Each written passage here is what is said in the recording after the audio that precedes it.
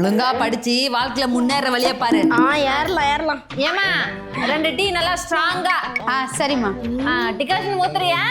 எம்மா decoction ஊத்தாதாம்மா tea. Bala இல்ல பால் பவுடரா? பால் தான். நாட்டு சர்க்கரையா பார்த்து போடு, அப்பதான் நல்லது உடம்புக்கு. கழனி தண்ணி மாதிரி போட்டுறாது, யார் குடிக்கிறது? அதை கொடுக்குற 10 ரூபாய்க்கு 10,000 கேள்வி கேட்பாங்க. ஒன்னும் இல்ல போடுறேம்மா. அடியே சொல்றத கவனிங்க. நீ நல்லா படிச்சு நல்ல ஒரு வேலைக்கு போனதான் உனக்கு மரியாதை. இல்லனா நல்லா படிக்கலன்னு வச்சுக்கோயா, அங்க பாரு டீ கடையில ஒருத்தர் டீ ஆத்திட்டு இருக்கா, அந்த மாதிரிதான் நீ ஆத்திட்டு இருக்கணும், பாத்துக்கோ.